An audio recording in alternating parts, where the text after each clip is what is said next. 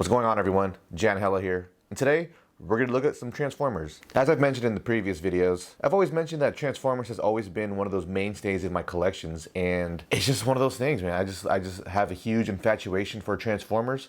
It's never dissipated throughout the years, and with this most recent lineup, with them bringing back pretty much everything I grew up with in full circle, it's been pretty damn neat. I can't lie. But yeah, so here we are. Here we have the, what skill is this class? Commander class? I don't even know this new scale class with these guys. Legend, Scout class, Commander, whatever it is, that's what class he is. So here we have the little tiny Transformers Kingdom War for Cybertron Rattrap. So we will do a couple of scale comparisons because why not?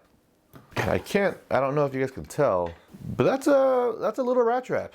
That's a little rat trap. And, you know, granted, this rat trap is a deluxe class, right? This guy right here, he was neat on his own right, being, you know, the scale he is. So I'm pretty hopeful for when it comes to the future of this line that I think the scale with the characters is going to be pretty accurate.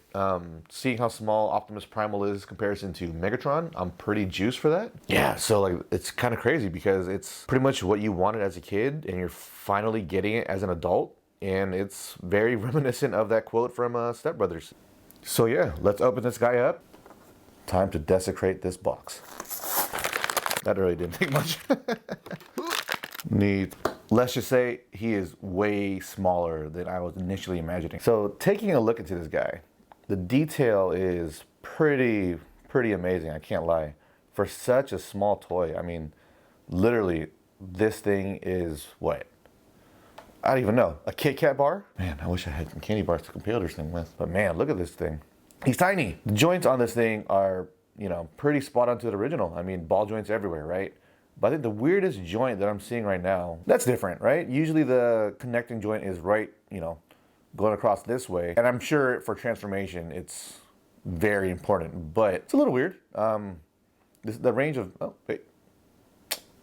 Yeah, see, look at that. I didn't know. But going by the range of motion, it's going to be not, oh, okay.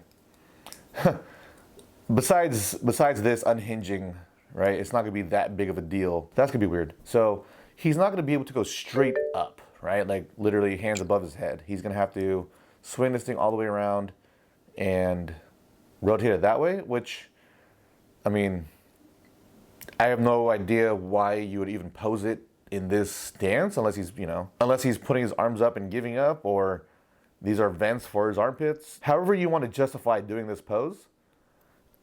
Yeah, so it's not necessarily needed, but I can see how it could be a slight limitation to posing this figure. Not a big one, like I said, not a big deal, but it's just a different take on it. Yeah, it's a different take. This double jointed knee thing is kind of crazy looking. I mean, yeah, look at that thing. This thing is so weird. I'm not used to this yet. Granted, I just opened it up. It's been, what, 5 minutes since I've really had it in hand.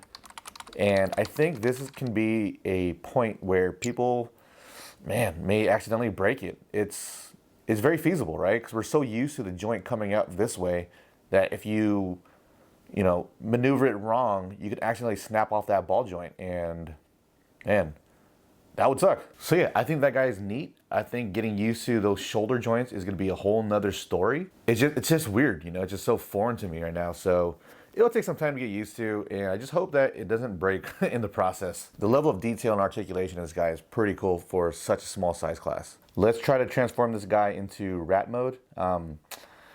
As a longtime collector, I have a little bit of an ego of transforming toys, and I do what I can to transform them without looking at instructions first, for better or worse. Okay, let's see. Does this thing pop? Yep, so that pegs out, swings down. Damn, that's a tight little ratchet for a little guy. Jesus Christ. I think the cool thing about Rattrap was he was, you know, did I turn his face around? Yeah, good luck with that. Or you're supposed to, huh? You are supposed to turn his face around. How the hell do you turn his little face? Oh, well. Answer that question. So what stuck out to me was this ugly paint application on the back of his head. It was not a transparent piece of plastic that would usually, you know, illuminate the eyes. So, you know, that's how you figure it out, right? That's how I figure it out. You start seeing the moving bits and bobs, and you identify what goes where, and it's not going there. What the hell? Ow. Was that he was just that little Weasley New York. Oh, that doesn't sound nice. You don't say that kind of thing. That's not a Weasley New Yorker, but it's kind of the character that made him. There's these two little guys, and I'm assuming they peg into the back of his hands. So, are we wrong? Not at all. Look at that. And then you see, look, and then you see there are these slots. They go right there. All right, there you have it. There you have Rattrap in his rat form. It's small. I mean, he's a tiny little guy, and he's pretty cute. I think the only thing I would change would be painting his nose black to be a little more cartoon accurate. And I get what they were going for by making him look like a real rat, so can't knock it. But personally, if I had it my way, I would paint that black and then, yeah, just to really bring out his more cartoon accurate black nose. So for this little guy, he has to fold up pretty extensively, all things considered, you know. This little bit right here was really weird, but hey, it makes sense for when in the final product. It's a little weird though. I mean, they peg in right there loosely, but they don't really truly go away. All right, like I said, this guy is small and it's amazingly small, and the articulation and detail that he has is pretty neat. So let's compare him to another figure real quick.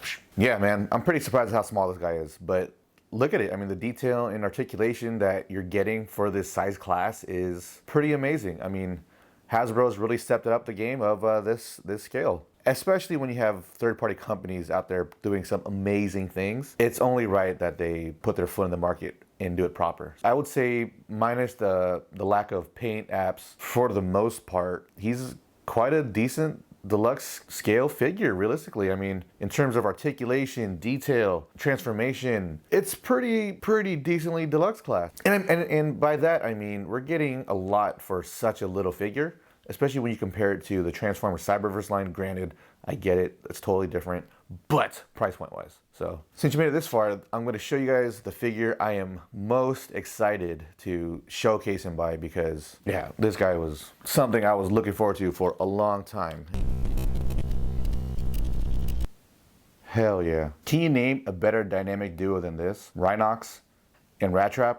This scale is amazing. I just wish this Rhinox wasn't so flimsy. I mean, that joint for his hips is, oh my God.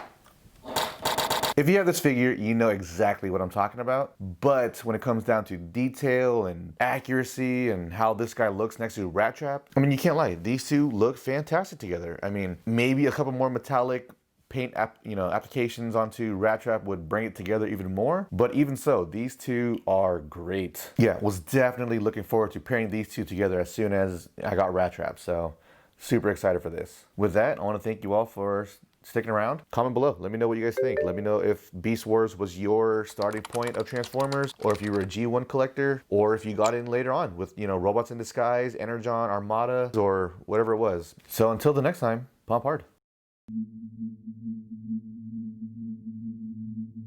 And so he's a little lifted, maybe an inch, and that inch makes a difference. That's what she said. Just a little mouse, you know, just a little rat. What they were going for by making him look like a real mouse. Jeez. But I get what they were going for by making him look like a real, hey. And that's the thing. I think that's the cool thing with Transformers, even though they are downscaling a lot of figures and the price points are going a little higher for what we, oh my God, look at his shoulder.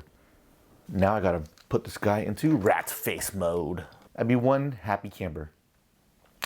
I'd be one happy man-child. Jesus Christ.